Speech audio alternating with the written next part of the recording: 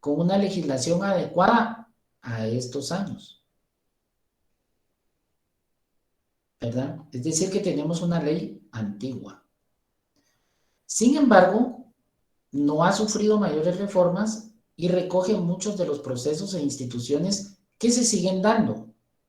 Sin embargo, pues ya requiere algún tipo de reformas. Esa es una realidad, ¿verdad? Países como México, por ejemplo, tiene un sistema bastante distinto y más ágil. Pero algunos países de Centroamérica, pues incluyendo nosotros, todavía seguimos, y algunos países de América, todavía seguimos, con de América del Sur, todavía se sigue con un sistema así. Muy bien. Eh, Se crea esta legislación en el gobierno de Enrique Peralta Zurria, que es un general, o fue un general. Era un gobierno de facto. Él gobernó de 1963 a 1966. Recuérdense que la cultura política de Guatemala siempre ha sido que se dieron golpes de Estado, similar a lo que pasó con Roxana Valdetti y Pérez Molina, una manifestación masiva que obliga a renuncia. Solo que en ese tiempo, pues era generalmente el ejército quien daba el golpe de Estado.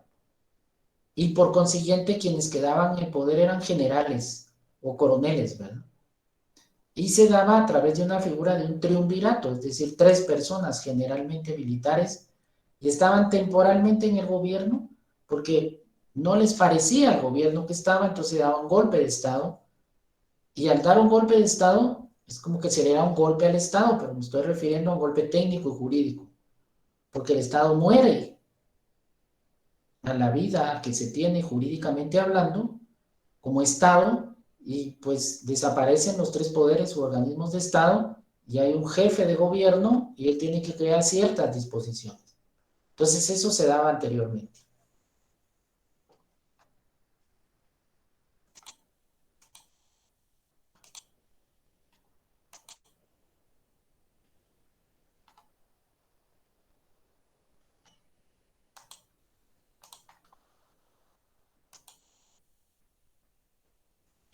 Durante el gobierno de facto, de hecho, por el golpe de Estado de Enrique Peralta Zurdia, se designa una comisión.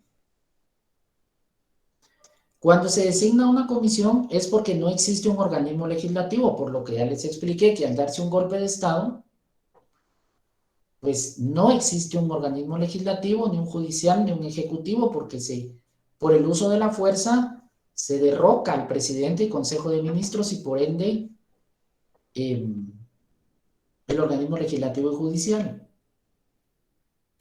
Entonces, en esta época se designa una comisión integrada por abogados, porque el presidente era militar, ¿verdad? No conocía de un proceso civil ni de un proceso penal. Entonces se designa una comisión integrada por los abogados Mario Aguirre Godoy. Él tiene libros de derecho procesal civil y hay libros de consulta que usted puede ver en la biblioteca del Centro Universitario de Chimaltenango de Derecho Procesal Civil.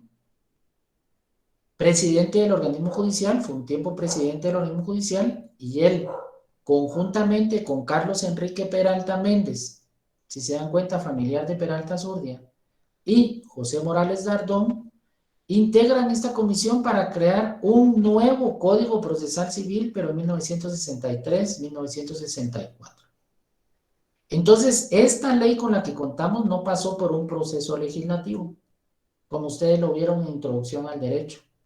¿Se recuerdan la creación de la ley, la vigencia de la ley, o la vacatio legis, el veto, el derecho de veto, y el proceso legislativo? Esta ley no pasó por ese proceso, por esta particularidad que es ser un gobierno de facto. Es decir, se derrocó a un presidente o a un organismo ejecutivo.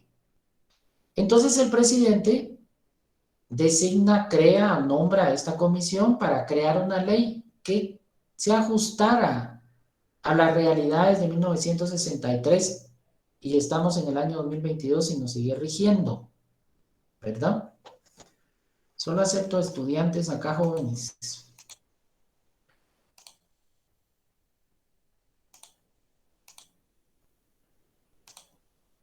Bueno, el nuevo código, me refiero, el código que se creó en ese año, iba a sustituir o iba a suplantar el decreto legislativo. Este sí era un decreto del Congreso.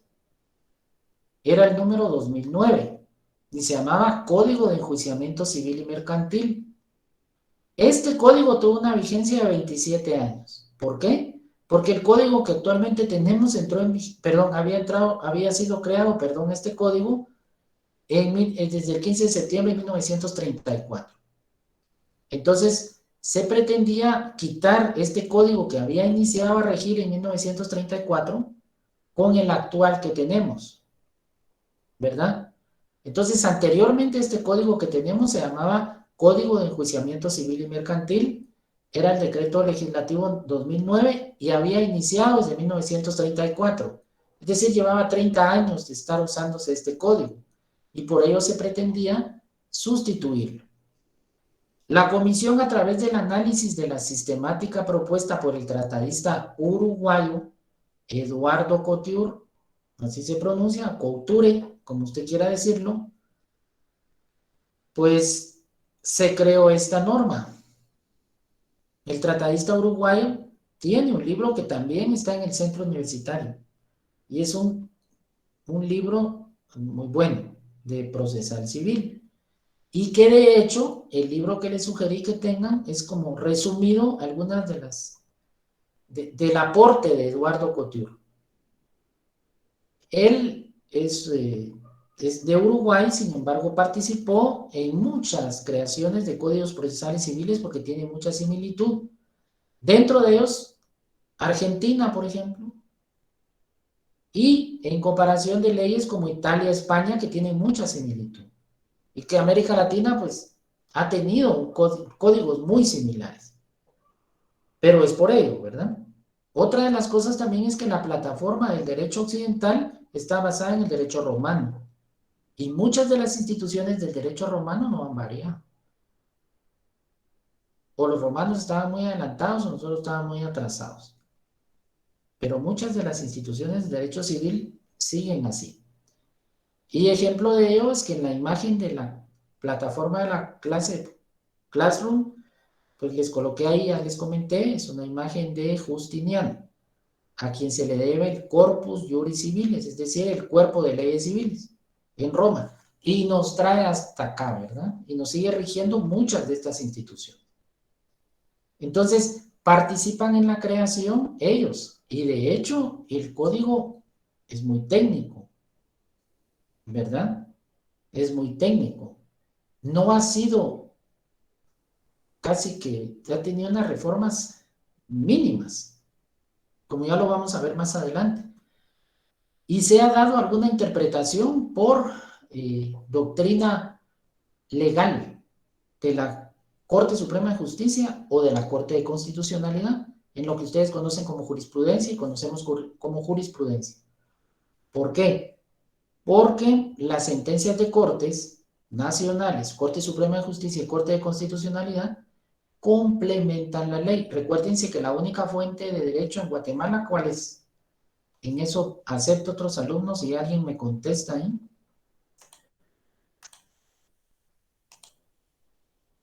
¿Cuál es la única fuente de derecho en Guatemala? Pregunto.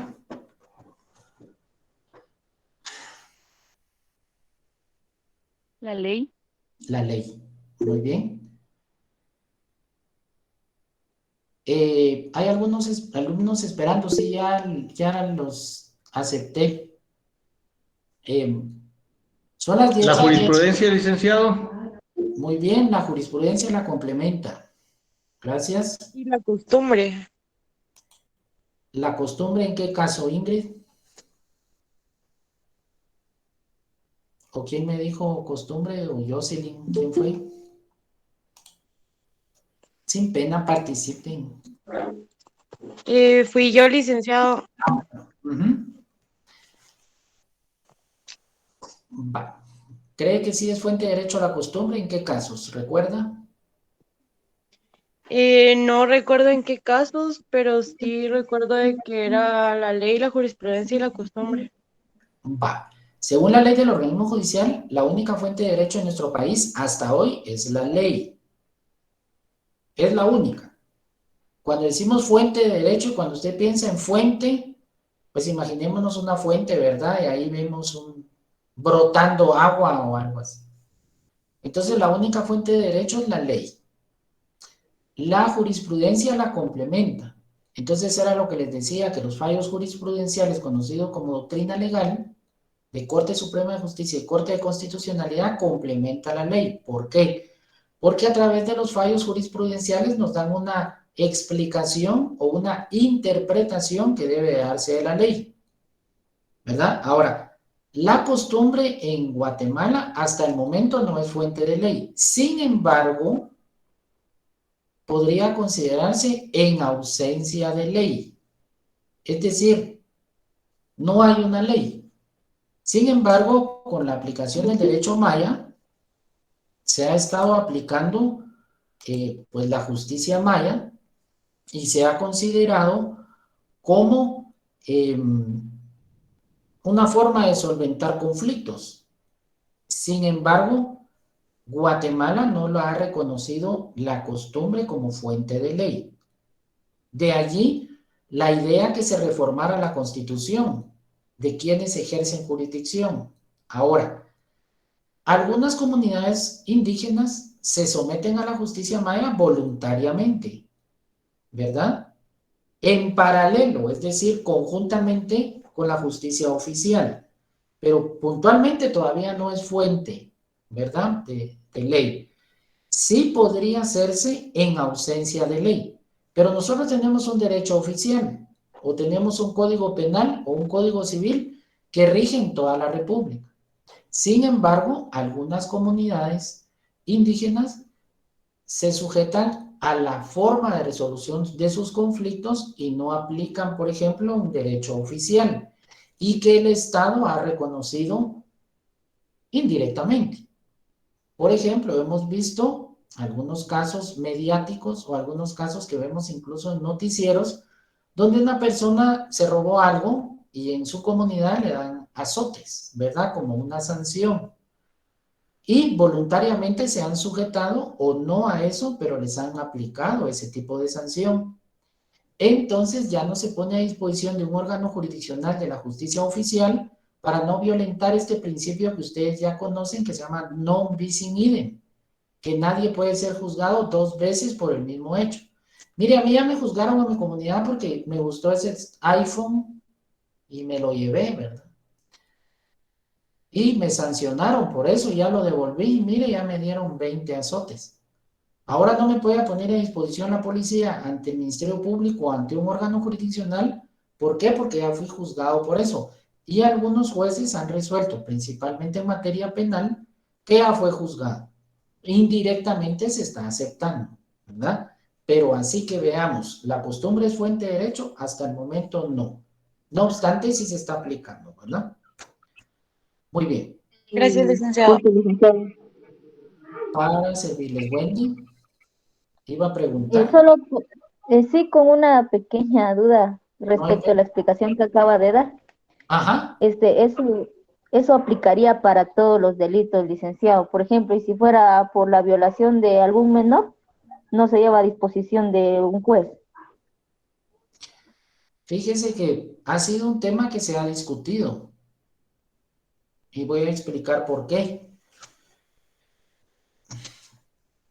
Hay ciertos principios que rigen la justicia maya o justicia indígena y dentro de ellos debe de considerarse la gravedad del hecho.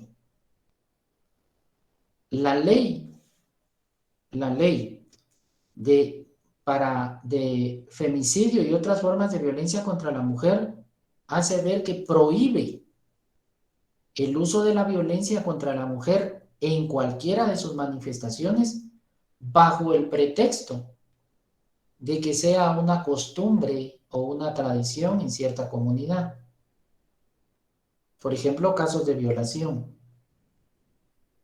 Hay algunas comunidades, no me consta, no he ido, no lo he percibido, pero sí lo recibí en el proceso de formación en derecho indígena, que a veces dentro de familiares se permite o se consiente el que se tenga una relación sexual y muchas veces no es consentida.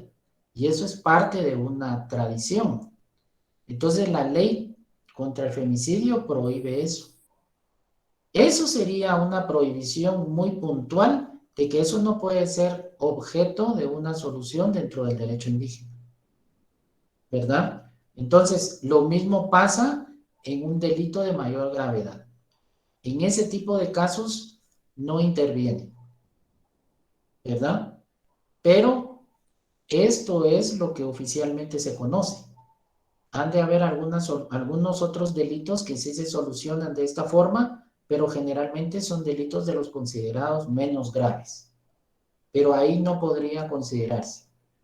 Y otro de los presupuestos es que no se quebranten o violenten derechos humanos, ¿verdad? Eso debe de tenerse ese cuidado. Entonces, ese tipo de delitos no deberían de ser conocidos así, a su pregunta, ¿verdad? No sé si le quedó claro. Todo claro, licenciado, gracias. Muy bien. Muy bien, jóvenes. Seguimos entonces. Entonces, veamos en lo que les explicaba. Se crea esta comisión. Entonces les decía que esta ley no pasó por el proceso legislativo, ¿verdad? Y actualmente el pasar por un proceso legislativo, la fuente de derecho o la fuente de la creación de una norma es la ley. ¿Dónde se crea la ley? Pues en el organismo legislativo. En este tiempo, como era un gobierno de facto, un gobierno de hecho, ¿por qué? Porque se derrocó al gobierno, entonces el jefe de gobierno pide esta comisión y crea un código procesal civil y mercantil, que es el que nos rige actualmente. Entonces, cuando pensemos en decreto ley, estamos hablando de un gobierno de facto, un jefe de gobierno que está como consecuencia de un golpe de Estado. Decreto legislativo. Pasó por un organismo legislativo para el proceso de creación de una ley. Esa es la diferencia. Por eso vamos a tener algunos decretos leyes. Código civil, ¿verdad? Código procesal civil y mercantil. Ley de amparo, exhibición. No, esa es una ley de carácter constituyente. La ley de tribunales de familia, perdón. Es un decreto ley también. Ahora, las otras leyes que tienen carácter como leyes constitucionales, ustedes ya saben, ¿verdad? La ley de amparo, exhibición personal y de constitucionalidad, libre emisión del pensamiento. Estas leyes tienen un carácter constitucional porque reconocen este tipo de derechos fundamentales. Ahora, esta diferencia de un decreto ley es porque es creado por un gobierno de facto. Y acá vemos la diferencia. El anterior código era un decreto legislativo, el actual es un decreto ley. Muy bien. La comisión creada o formada para la creación del actual Código Procesal Civil y Mercantil, pues entrega el proyecto, ¿verdad? Se analiza, se compara, se revisa. Recuérdense que es una ley técnica, fue preparada por personas de la categoría que ya indiqué. Es decir, no se le ocurrió al presidente decir hagamos esto, sino fue asesorado por esta comisión y es creado. Entonces se crea el actual Código Procesal Civil y Mercantil y entra en vigencia el 1 de junio de 1964. Y es el decreto ley 107. ¿Verdad? Entonces esta es la ley con que actualmente contamos. En vigencia desde 1964. Es decir, es una ley antigua. Pero es una ley, como expliqué, que abarca un aspecto técnico que no ha tenido mayor variación. Sin embargo, pues sí requiere reformas. Actualmente hay un proyecto de ley de un código general procesal civil que pretende unificar procesos en uno solo para hacerlo oral, verbal, y que sea un solo proceso, y no que existan varios como actualmente existe. la idea algo como el Código Procesal Penal, ¿verdad? Pero, pues creo que hay dos proyectos en el Congreso y estos pues no han superado su análisis, lectura y aprobación. En tanto nos sigue rigiendo esta ley. Cuando digo que es una ley antigua es porque vamos a ver algunas cuestiones que ya requerirían alguna reforma, pero eso lo vamos a ver en el desarrollo del curso. Y al igual, por ejemplo, dentro de los medios de prueba, se mencionan algunos que en la actualidad, no obstante que los abarca, pero casi que ya no son utilizables. Pero ahí lo vamos a ver. Ahorita pues no quiero, pues como adelantar circunstancias que los voy a confundir, sino cuando estemos ya viendo cada una de estas instituciones podamos recordar. Muy bien. Vemos la estructura entonces, ya vimos los antecedentes de dónde surge y por qué surge. Ahora veamos la estructura. Y yo les recomendaba, algunos ya lo harán, algunos ya lo han hecho, para algunos no. Para algunos les parecerá, esto a mí no me ayuda o esto a mí sí me ayuda. Creo que es una forma de llevar un orden en la legislación y les recomiendo que lo hagan en algunas leyes básicas como Código Penal, Procesal Penal, eh, Código de Trabajo, Código de Comercio, Código Civil, Código Procesal Civil, porque son leyes como muy básicas que usted va a estar manejando generalmente. Ahora hay algunas leyes que no están divididas en libros, ¿verdad? Y que no requieren eso, pero esta ley sí es básica, que lo puedan hacer. Entonces el código está estructurado en 6 libros, tiene 635 artículos y conforme lo que les vaya explicando, van a darse cuenta que va a ser una mejor ubicación y una más fácil utilización del código, porque lo vamos a ir abarcando por partes, a que veamos todo el código y pretendamos darle una lectura general y pretendamos ubicarlo sin tener este análisis previo. Perdón, jóvenes, solo acepto a unos alumnos acá.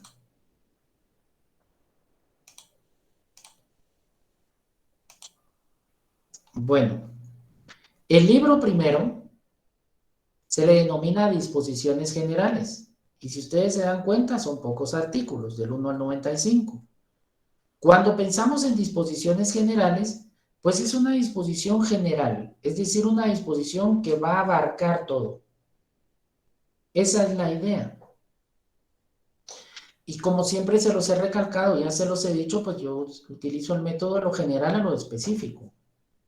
Entonces tenemos que ir con algunos aspectos básicos o generales para ya llegar a lo específico y no al contrario, aunque algunas veces es bueno utilizarlo. Ahora bien,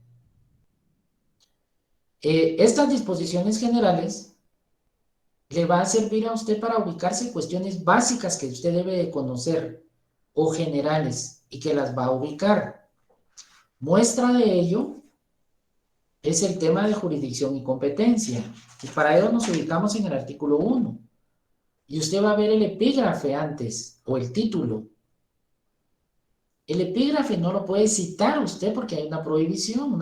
Usted no puede decir según el título, porque no es un artículo. Entonces usted no puede fundamentarse en ello. El epígrafe o el título le sirve para ubicarse. Según la ley del organismo judicial, la ley se interpreta conforme su texto y conforme el sentido propio de sus palabras y conforme su contexto. Entonces, ¿qué es el contexto? Ejemplo, ya les dejé como parte de su laboratorio que empiecen con la lectura de la competencia de jurisdicción y los artículos del 1 al 24. Esto es parte de las disposiciones generales. Entonces, cuando usted lee el epígrafe, pues el título, ¿verdad? Código Procesal Civil y Mercantil, libro primero, disposiciones generales. Y luego, ¿qué le da? Jurisdicción. Y luego, ¿qué le da en el 7? Reglas generales de competencia.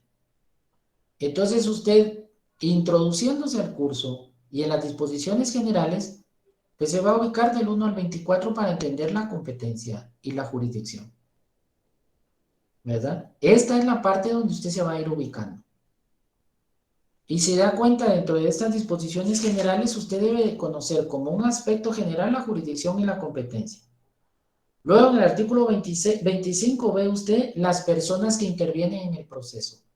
¿Quiere saber usted quiénes intervienen en el proceso? El juez, las partes, los terceros, los depositarios. ¿Quiénes participan en el proceso? Por ejemplo, en el artículo 44 ve quiénes son las partes o quiénes van a figurar como partes. Y esto va a ser una disposición general aplicable para todos los procesos. Por ejemplo, en el artículo 50 va a encontrar su función, la asistencia técnica de un abogado o abogada, ¿verdad? Y así va de una forma general.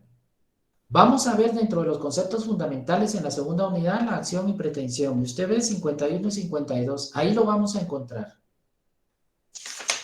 Luego ve, al igual, por ejemplo, los plazos en el artículo 64, el artículo 61, los requisitos que debe tener todo escrito inicial, toda solicitud que usted va a presentar ante un órgano jurisdiccional, juzgado, ¿verdad?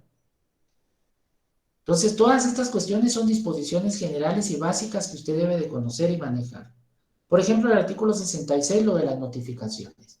Que toda decisión de un juez debe de notificarse, una resolución judicial debe de notificarse. Y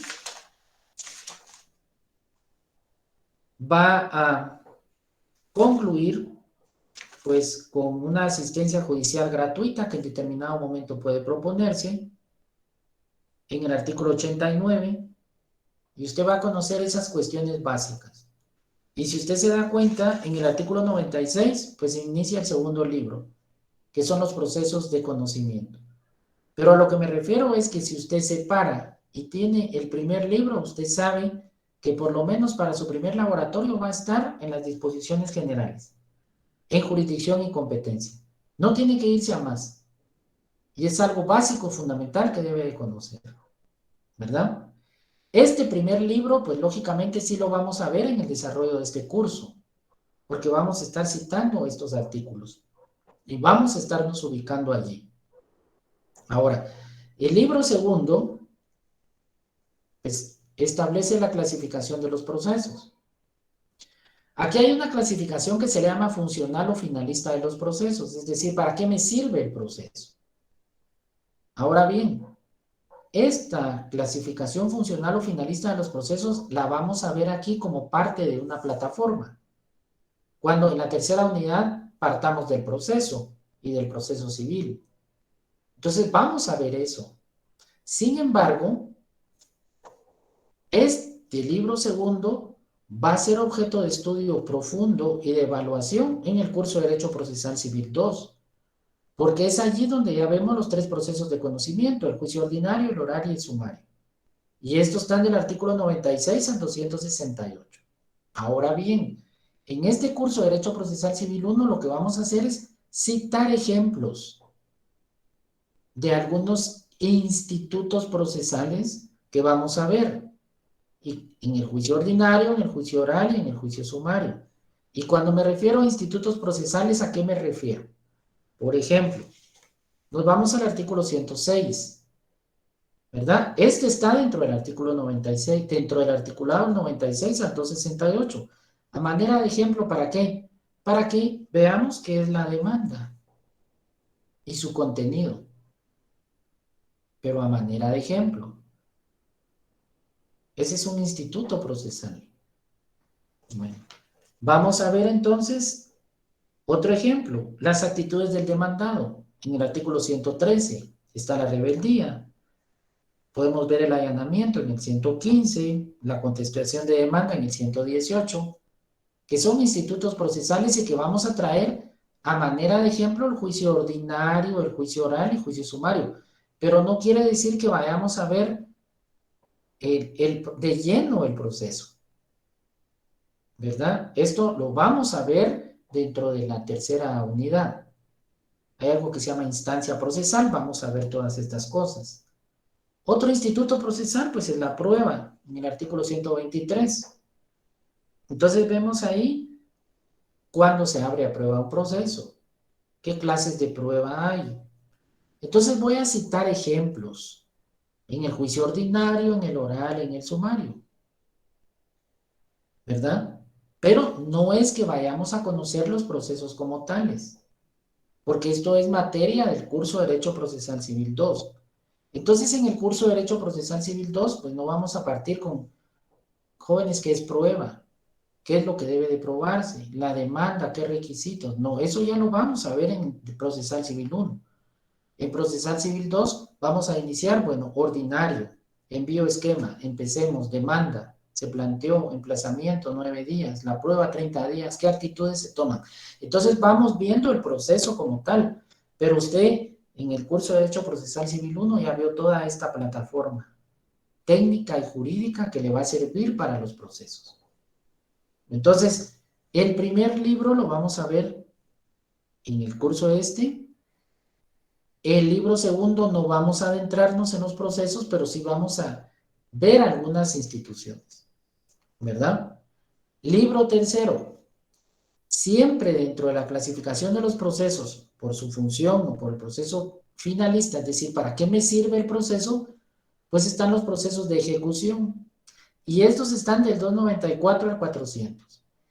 Estos procesos tampoco van a ser objeto de estudio para el curso de Derecho Procesal Civil 1, sino serán para el Procesal Civil 2. Sin embargo, vamos a citar ejemplos, ¿verdad? Vamos a citar algunos ejemplos de los procesos de ejecución, pero a manera de entender la institución que estamos viendo. Por ejemplo, cuando veamos la acción, pues vamos a dar algún ejemplo de algún proceso de ejecución, de algún proceso de conocimiento, pero no quiere decir que nos adentremos en el proceso como tal, ¿verdad? Entonces el libro segundo y tercero, pues lo vamos a tener como referencia solo para algunos ejemplos de los temas que veamos. Ahora, libro segundo y tercero, abarcarlo en Derecho Procesal Civil 2. ¿Por qué? Porque nos adentramos a los procesos. Les envío esquemas y los vamos desarrollando en clase, ¿verdad? Pero usted ya sabe que es una demanda, usted ya sabe que es una excepción, usted ya sabe qué medios de prueba hay, usted ya sabe que es un emplazamiento, una contestación de demanda, ¿verdad? Eso ya lo va a conocer usted, pero ahí nos vamos a detener en los procesos como tales, pero en el curso 2, ¿verdad? Entonces, si se dan cuenta, vamos a abarcar el libro primero. Eso sí vamos a abarcar varias cosas, porque son disposiciones generales, ¿verdad? Libro segundo, algunos ejemplos, y libro tercero, algunos otros. Es una realidad, jóvenes, y lo digo así. Supongo que cuando yo les comenté que íbamos a estar viendo instituciones del derecho civil, les aseguro que vinieron a su mente muchas, y muchas que no se recordaron, y dijeron, qué extenso. Y es una realidad, es extenso. Es extenso. Derecho civil es extenso. Les comenté que estoy en este proceso de formación para ascenso a primera instancia y de los compañeros de mi promoción casi nadie se inclina por esta área. Les gusta más el derecho penal. Algunas veces lo ven más práctico, con menos fundamentación. Sin embargo, esta área pues es importante, es interesante y al igual pues ustedes están en su derecho de elegir qué les gusta, sobre qué preespecialidad o especialidad se inclinan en la carrera. Ya en el ejercicio de la profesión usted decidirá cuál área va a tomar, pero me atrevo a decir que muchas veces es porque no comprendí muchas de las instituciones de derecho civil. Lo sentí muy extenso. Y otra de las cosas, una realidad, es que a veces no me gusta la lectura y no he abarcado mucho. Entonces debo de abarcar un poco más para poderlo entender. Es decir, que si usted tiene un proceso penal y si usted tiene una audiencia de, por ejemplo, de primera declaración, pues usted va a estar en el artículo 81-82 del Código Procesal Penal que le establece el orden de la audiencia de primera declaración. Y si le piden una falta de mérito, se va a ir al 272, o si le piden un auto de procesamiento, se va a ir al artículo 310. Entonces usted está manejando 4 artículos. Pero para decidir sobre un juicio civil, por ejemplo, sobre un juicio de una servidumbre legal de paso, pues tiene que ir a las servidumbres y leer todo ello, además de las normas procesales. Entonces, algunas veces genera eso como de mayor análisis, ¿verdad? Entonces, entiendo. Pero algo importante acá, jóvenes, es esto. Cuando vemos los procesos, solo de los procesos que vemos acá, diciéndoles el ordinario, el oral, el sumario y las ejecuciones, estoy hablando casi de 12 procesos. Entonces dice usted, habla tantos. No. Conocemos las disposiciones básicas del ordinario y ya estos se acoplan a este. Lo que nos varía son plazos. Conocemos las disposiciones de la vía premio, de la vía de apremio y todos los demás se ajustan a esto. Nos varían algunas cosas. Pero esto es cuando ya veamos los procesos, ¿verdad? Como tales. Ahorita vamos a ver toda esa plataforma técnica y general. El libro cuarto recoge los llamados procesos especiales conocidos como jurisdicción voluntaria. Ojo, que se tramitan en sede judicial. ¿Por qué razón? Cuando digo sede judicial me estoy refiriendo a juzgado. Porque hay sede notarial. Es decir, que usted en su oficina profesional va a poder llevar algunos procesos de esto que se llama jurisdicción voluntaria en sede notarial. Por ejemplo, cambio de nombre, identificación de persona, un asiento de una partida extemporánea de nacimiento de defunción, una rectificación de una partida de nacimiento, que ahora incluso se hace en CRNAP. Pero algunos trámites se pueden llevar en sede de un notario. Pero los que vamos a ver acá son los que se llevan en sede también judicial. Dentro de ellos hay una declaratoria de incapacidad, por ejemplo, la ausencia de muerte presunta, un divorcio voluntario, entre otros. Esto está de los artículos 401 al 515. Pero este libro cuarto también es objeto de estudio en Derecho Procesal Civil 2. Ahorita pues no vamos a conocer todos los procesos. Si ustedes se dan cuenta, el libro segundo, tercero y cuarto son procesos. Estos tres serán para el curso de Derecho Procesal Civil 2. Entonces, esto se los explico a manera de que ustedes no piensen desde el inicio que van a estar agobiados con abarcar todo el código, porque no es así. Vamos a ir por partes, por fases, por pasos, y principalmente que se entienda y se comprenda. Entonces, en esta mal llamada jurisdicción voluntaria, ya les voy a decir por qué, pero se llama jurisdicción voluntaria, es porque no hay litis, no hay un pleito, no hay partes. Por ejemplo, una persona va y dice, mire, pues un familiar pariente, pues hace mucho que no sabemos de él. Viajó y ya lleva 5 años, 10 años y no tenemos ninguna noticia. Sin embargo, está casado acá, sin embargo, tiene un bien acá, pues necesito hacer un trámite para declararlo ausente y que se le nombre un defensor o alguien que lo represente para hacer estas gestiones o trámites que necesito hacer. Un divorcio voluntario. No hay litis, no hay controversia. ¿Se recuerdan en el Código Civil el divorcio? Causales para decretar el divorcio. Pues es ordinario cuando tengo que demostrar la causal, pero es voluntario cuando las personas deciden divorciarse de manera voluntaria. Estos casos se asignan a estudiantes que no van a llevar la clínica, sin embargo van a llevar casos en sede del bufete popular. Entonces los cónyuges se ponen de acuerdo, hacen un proyecto, bases de divorcio, el juez señala una audiencia, la ratifican, acuerdan y da por disuelto el matrimonio.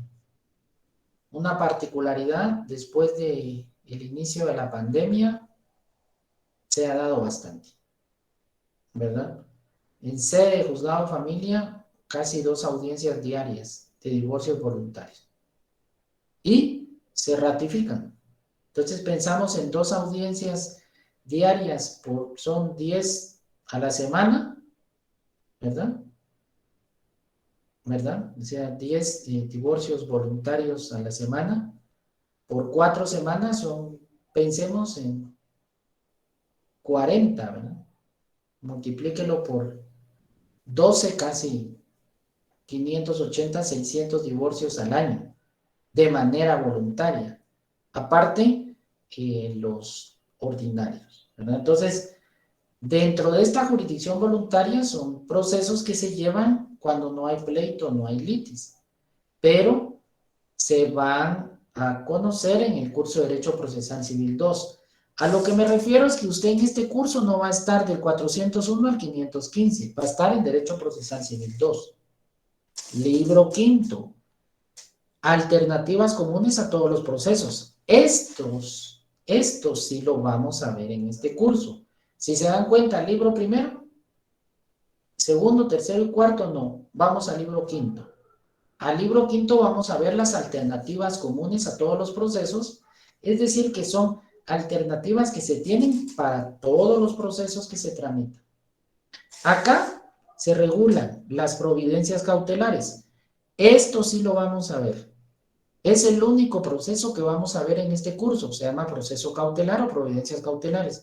Aquí, jóvenes, vamos a aprender a cómo interponerse una medida cautelar o precautoria de embargo.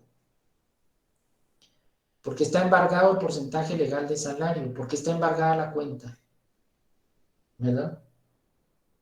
Porque está embargado un bien. El arraigo, porque una persona no puede salir del país.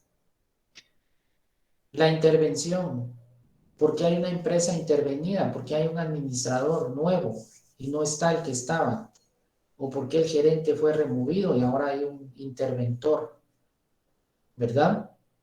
Entonces, estas providencias cautelares son las que vamos a aprender en este curso, ¿verdad? La intervención de terceros, es decir, está el actor y el demandado, pero hay un tercero. Bueno, ¿cómo lo vamos a hacer comparecer? ¿Por qué va a intervenir? Dentro de los procesos hay inventarios, es decir, se embarga una empresa, pues hay que hacer un inventario. También hay avalúos. Yo hice un préstamo por 30,000 quetzales, no he podido pagar, pero mi propiedad vale 100,000 y la van a rematar o disponer por 30,000. Necesito que se haga un avalúo.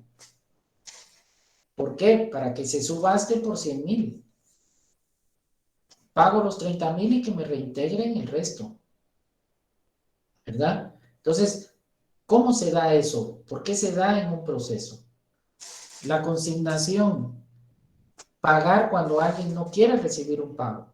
Entonces lo consigno ante un juez para salvar mi responsabilidad. Costas del proceso. ¿Por qué cuesta un proceso? ¿Verdad? No es solo de demandar y que me demanden. Usted debe tener ese cuidado profesional. Mire, demandemos, y si pierde su cliente va a tener que pagar las costas del juicio. Nuestra legislación sigue la corriente legal, que el perdidoso, es decir, quien pierde el juicio, tiene que pagar, además de sus gastos propios, los de la otra parte. Entonces, jóvenes, no es solo que lo demanden, no. Si lo demandan, pierde el proceso, va a tener que pagar los gastos que ocasionó y los de la otra parte. Ustedes se están preparando para ser abogados y abogadas. Pensemos que en el ejercicio de su profesión, usted va a cobrar por su asesoría, sino para qué se está preparando, ¿verdad? Conozco muy pocos, pero conozco un abogado que él es un empresario y le gustó la profesión de abogado y tiene una oficina profesional, pero él no vive de eso. O sea, a él le gusta la carrera, lleva algunos casos y todo, pero pues tiene otras empresas. Pero es la excepción a la regla. La mayoría estudiamos porque de esto vivimos, ¿o no? Entonces, por ejemplo, hay una deuda de 5,000, la entidad de crédito cobra el capital 5,000, intereses le llegó a 1,000, costas, perdón, mora otros 1,000, digamos, y de costas procesales son 3,000. Entonces la deuda de 5,000 llegó a 10,000. ¿Por qué? Porque dentro de esos 3,000 están los honorarios profesionales, ¿verdad? Entonces yo lo contrato a usted, pero le tengo que pagar. Pero si yo gano el juicio, entonces hay una condena en costas para la parte vencida. Entonces la parte vencida debe reintegrar lo que yo gasté. Eso se llama costas del proceso. También lo vamos a ver. Y las formas de finalizar el proceso. La forma normal es una sentencia. También la vamos a ver. En las formas anormales hay algo que se llama desistimiento. Es decir, yo desisto del proceso. Y también hay algo que se llama caducidad de instancia. Que el proceso caduca por no actuar, pero también lo vamos a ver. Entonces el libro quinto, jóvenes, del 516 al 595, también vamos a ver esos institutos procesales o esas figuras procesales. ¿Verdad? Entonces, para que llevemos este orden, libro primero definitivamente lo vamos a ver, los otros libros a manera de ejemplos, algunas cosas vamos a extraer, como la prueba, actitudes del demandado, definitivamente. Y el libro cuarto, pues no. Libro quinto, sí. ¿Verdad? Sí vamos a ver todas estas cuestiones que se dan y lo que les acabo de hacer ver. Finalmente está el libro sexto, que recoge las impugnaciones o medios de impugnación que se pueden plantear en contra de las resoluciones judiciales. ¿Cuáles son las resoluciones judiciales? Decretos, autos y sentencias. Entonces los medios de impugnación no es ni más ni menos que hacer valer el derecho de defensa que se recoge en el artículo 12 de la Constitución, ¿verdad? Cuando pensamos en el artículo 12 de la Constitución, les indiqué que lo podemos abarcar para todas las ramas del derecho y hacer valer no solo para derechos de detenido, que nadie puede ser declarado responsable si no ha sido citado, oído y vencido en juicio. Esto aplica para todas las ramas. No se le puede atribuir a usted el quebrantamiento de una norma, el incumplimiento de una obligación, si no ha sido citado, oído y vencido en un proceso. Ahora, a esto se le conoce como teoría de la impugnación. De ello les voy a enviar un material también, pero esto será objeto para el examen final. Los medios de impugnación se recogen entonces de los artículos 596 al 635. Y los que regulan el Código Procesal Civil están estos: aclaración, ampliación, revocatoria, reposición, nulidad, apelación y casación. Estos se subdividen en remedios y recursos. No todos son recursos, ni no todos son remedios procesales. Pero acá lo único que se piensa es que son recursos y hay apelación. No, hay otros. La especialidad de diciembre se profundiza sobre casación. Por supuesto en materia civil, que es un recurso extraordinario y muy técnico y se presenta ante la Corte Suprema de Justicia. Vamos a ver la doble instancia. ¿Por qué llegamos hasta allá? ¿Verdad? Lo vamos a ver en la instancia procesal. Entonces, jóvenes, no sé si es para su tranquilidad, para su aprendizaje, vamos a estar en libro primero, tercero y sexto para este curso. Los demás serán para el curso de Derecho Procesal Civil 2. Pero aclaro, en estos temas voy a citar ejemplo del juicio ordinario, pero no nos vamos a adentrar al juicio ordinario. Estoy explicando excepción, veamos en el juicio ordinario. Estoy explicando prueba, veamos en el juicio sumario, por ejemplo, o veamos en el juicio oral. Pero solo a manera de ejemplo, para que entendamos la prueba, para que entendamos la excepción, ¿verdad? Pero no para otra cosa. Ya en los demás va a ser para él. ¿Cuál es el fin de explicar la estructura? Porque el programa lo requiere para que usted tenga una mejor ubicación, ¿verdad? Y que esto le sirva para la realización de su laboratorio y sus exámenes. Que usted no ande, busca y busca la institución, sino que lo ubique en el libro donde está. Entonces usted ya sabe, ¿verdad? ¿Qué hemos abarcado? Jurisdicción, competencia, acción y pretensión, del 1 al 95. Ahí voy a estar, ¿verdad? Jurisdicción y competencia, los primeros del 1 al 24, 7, 12, 8, los que voy a citar. Acción y pretensión, 51, 52, ¿verdad? Veamos demanda, pues vamos a estar 61, 106, 107. No vamos a estar así desubicados en eso. Ahora, para su examen final, bueno, medios de impugnación. Voy a estar del 596 al 635. No voy a estar en otro lugar. Entonces, ese es el objetivo. Que usted ejercite el manejo de ley para que le sea más fácil ubicar la institución y resolver así el caso. O la pregunta que se le plantee con fundamento, ¿no? Y que usted ya se vaya familiarizando más o mejor en las normas. De eso se trata. Muy bien, jóvenes. Entonces acá abarcamos esta parte. Licenciado, perdone, yo tengo una duda. Si los daños y perjuicios también se consideran como costas procesales y con lo que usted mencionaba de los vicios como la mora, error, dolo, también se considera como un daño. Va. En algunos procesos, por ejemplo, hay algunos procesos que son muy específicos en la pretensión. Por ejemplo, si hablamos de un juicio de daños, porque el Código Civil establece que todo daño debe de ser reparado o indemnizado, ya sea si este fue con dolo, o sea, con una intención, o fue por culpa, por ejemplo, por imprudencia, negligencia o falta de pericia. Entonces, si yo promuevo un juicio de daños, pues definitivamente esa va a ser la pretensión. Eso no va a ser objeto de las costas procesales, ¿verdad? Porque la pretensión es que se repare el daño. Ahora, en otro tipo de procesos, sí podrá ser, por ejemplo, parte de las costas procesales los daños y perjuicios. El daño es una afectación material a un bien, que también pueden haber daños corporales, ¿verdad? O daños físicos. Y el perjuicio es lo que dejo de percibir de una forma lícita. Entonces cito un ejemplo, que sí lo podría incluir en las costas procesales. Digamos que yo llevé dos taxis para que se haga un servicio o se reparen, y resulta que no me los devuelven. Entonces yo promuevo un proceso para que me los entreguen.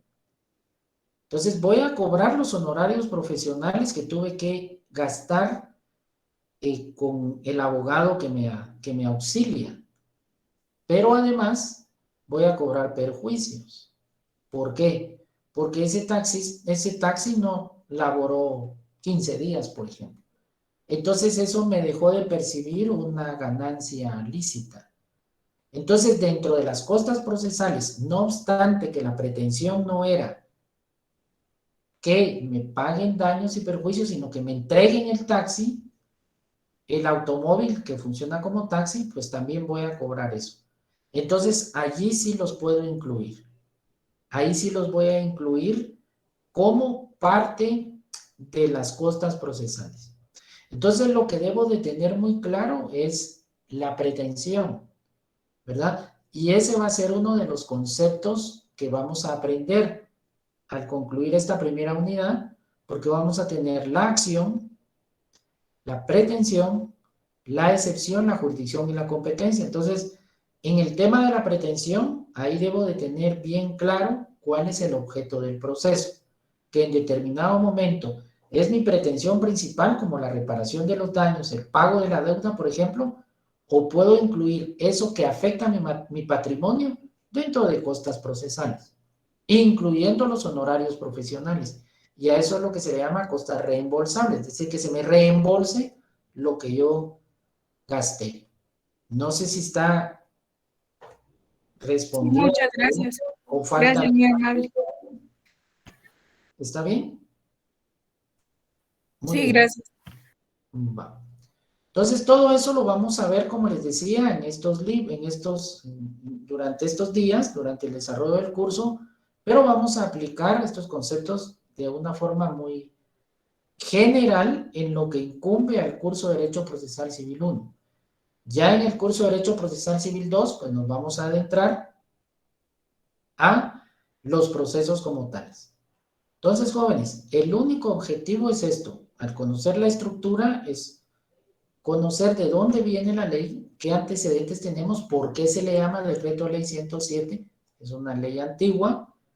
Sin embargo, pues conlleva que conozcamos la estructura, ¿verdad? Para que sea más fácil la ubicación y tengamos presente a la hora de ubicarla en el instituto procesal que vayamos a ver.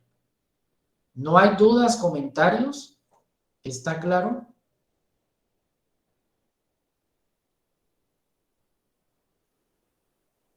Muy bien. Entonces, si no hay dudas o comentarios, vamos, son las 20:33. Vamos a abarcar unos minutos para iniciar la segunda unidad, que va a ser los conceptos fundamentales. Esta presentación que vamos a iniciar ahorita no se las envié, pero se las voy a enviar al terminar la clase o al más tardar mañana, ¿verdad? Porque pensé que nos iba a dar el tiempo para abarcar únicamente la última clase de los puntos introductorios. Entonces, la que voy a colocar ahorita no se las envié, pero se las voy a enviar para que la tengan al igual. Entonces, si no hay dudas o comentarios, voy a colocar la segunda presentación y vamos a iniciar. Solo me comentan si la ven. Sí se ve, licenciado. Gracias. Gracias. Bueno, solo voy a regresar acá porque aquí me quedé con la otra sección. Muy bien. Iniciamos entonces, jóvenes, con la segunda unidad. Recuérdense que el contenido para su primer parcial es la primera y la segunda unidad. Entonces ya abarcamos la primera. La segunda unidad pues la estamos iniciando hoy y se llama conceptos fundamentales. Y cuando pensamos en conceptos fundamentales, pues su palabra lo explica y lo describe muy bien. Pues es fundamental, es un fundamento, es una base, es una plataforma que debemos de conocer para comprender y entender lo que viene después, ¿verdad? Entonces, son 5 conceptos fundamentales. De ellos, ustedes están preparando, debido a la importancia, en jurisdicción y competencia. Les envié ya material, les envié legislación, acuerdos de Corte Suprema, les di fecha de laboratorio. Entonces, lo único que ustedes deben de hacer, es iniciar a prepararse para ello. Los conceptos fundamentales son 5. Jurisdicción y competencia, de lo cual ustedes van a estudiar y va a haber una clase de reforzamiento donde vamos a ver principalmente algunos aspectos prácticos y en el tema de competencia. El tema de jurisdicción no va a dar mayor complejidad, pero el de competencia sí, porque son aspectos prácticos. ¿De dónde interponer una demanda? ¿Quién es el juez competente? ¿Qué reglas de competencia debo de observar? Y que dentro de esta competencia hay cuantía, territorio, materia, grado. Entonces debo de entender estos aspectos. ¿Para qué? Para interponer algo que se llama acción. Este es el tercer concepto fundamental. Y lo que mencionaba Luz María en relación a pretender algo en una demanda, si los daños y perjuicios son parte de, o si lo incluyo como costas procesales. A eso se le llama pretensión. Ese es el cuarto concepto fundamental. Y el último concepto fundamental se llama excepción. Entonces vamos a ver acá que dentro de estos conceptos fundamentales, usted como futuro abogado o abogada debe de saber ante qué juez debe de promover una demanda. Por supuesto, en materia civil o de familia, ¿verdad? Debe de conocerlo. ¿Por qué? Porque antes de interponer una demanda o acción, pues debe de saber a dónde la va a presentar. Por eso es que es fundamental. Algo importante dentro de esa acción o demanda que usted va a interponer es que usted debe de conocer la pretensión de su cliente. ¿Qué es lo que su cliente pretende o quiere o pide? Porque usted le debe de dar la forma técnica y legal al requerimiento del cliente o del usuario. Porque el cliente no va a llegar de ninguna manera técnica y le va a decir, mire, licenciado o licenciada, o abogado o abogada, fíjese que tengo un derecho subjetivo que se llama acción y ahora quiero hacerlo valer. Y la pretensión es que yo celebré un contrato, su cliente no le va a hablar así. Su cliente le va a decir, mire, licenciado, soy dueño de un terreno y alguien se metió, yo quiero que usted lo saque. ¿Así? Licenciado o licenciada, yo presté un dinero y ahora no me pagan. Fíjese que tengo una escritura, pero aparece otra persona con otra escritura. ¿Verdad? Fíjese que nació este niño o niña, yo soy la mamá, pero el papá se hizo para atrás. Eso le va a decir. O no lo quiere reconocer como su hijo o su hija.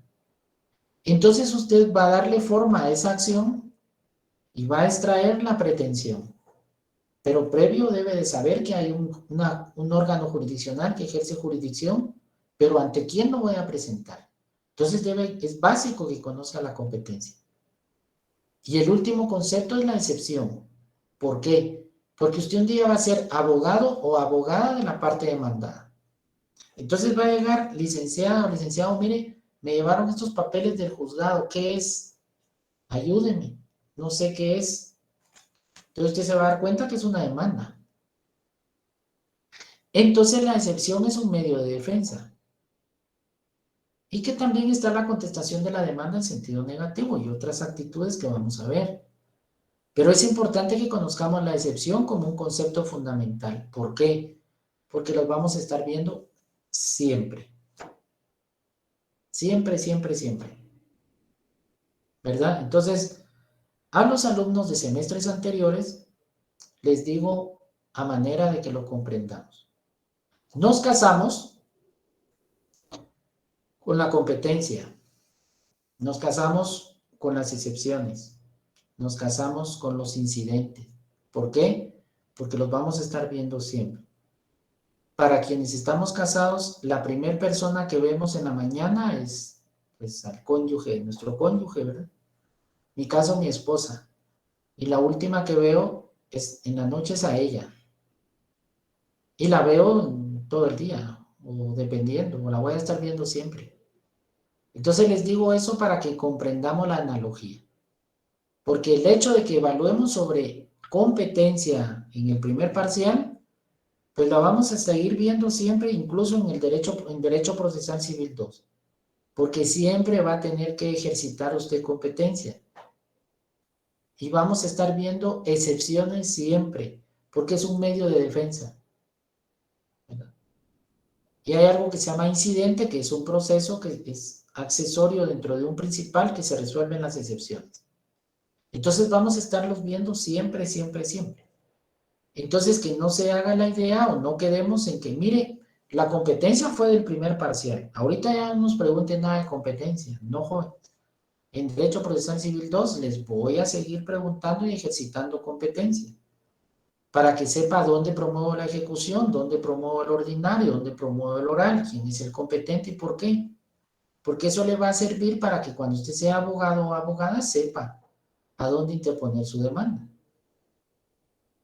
¿Verdad? Entonces, estos conceptos fundamentales, su palabra lo explica, son fundamentales.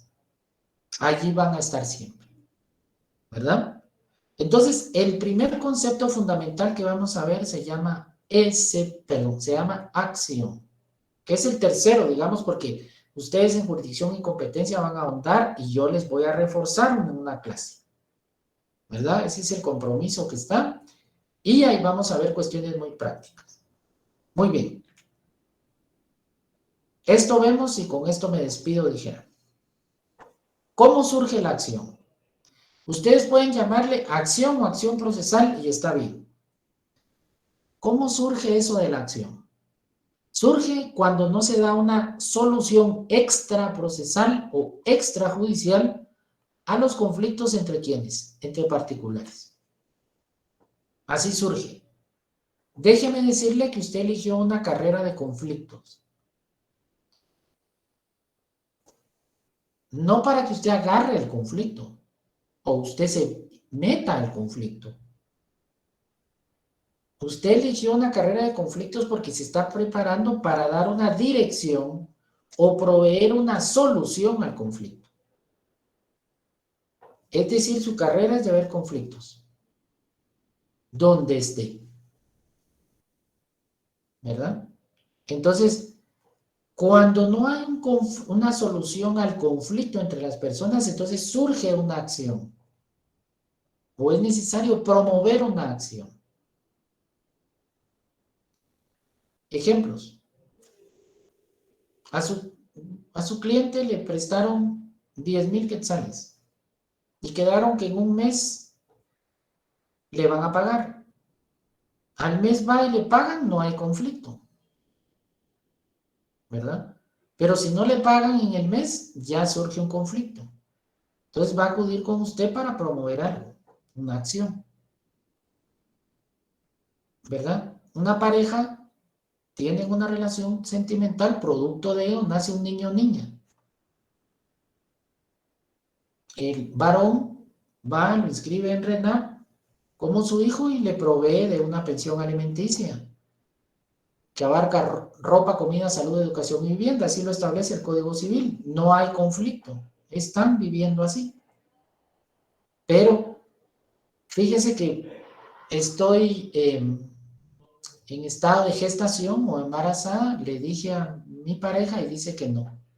Bueno, nace el niño o niña, ya le volví a decir y dice que no es hijo o hija de él. Entonces no hubo solución al conflicto. Entonces es necesario promover una acción. Al promoverse la acción, obliga al Estado a intervenir por medio de la jurisdicción. Por eso estoy estudiando este concepto que se llama jurisdicción. Ahí va a entender usted qué es la jurisdicción, cuáles son los elementos materiales de la jurisdicción y los 5 poderes de la jurisdicción. Es decir, por qué un juez ejerce jurisdicción, ¿verdad? Y asumir la tutela de los derechos lesionados, es decir, interviene el Estado a través del ejercicio de la jurisdicción, ejerce esta tutela y trata de restaurar o reparar un derecho que se me considera lesionado. ¿Por qué? Porque es un derecho que la ley sustantiva o la norma suprema reconoce. El niño o niña tiene derecho a un padre, tiene derecho a alimentos. Entonces hay un derecho lesionado. ¿Por qué? Porque no se están haciendo responsables de él. Y lo que hablábamos en la clase anterior, el artículo 44, nos abre la puerta a reconocer otros derechos. La Convención sobre Derechos del Niño establece el derecho del niño de conocer a un hombre, de conocer a sus padres, relacionarse con ellos y de proveerle lo necesario. Si quiere verlo así, y si quiere verlo nacional, el Código Civil establece eso.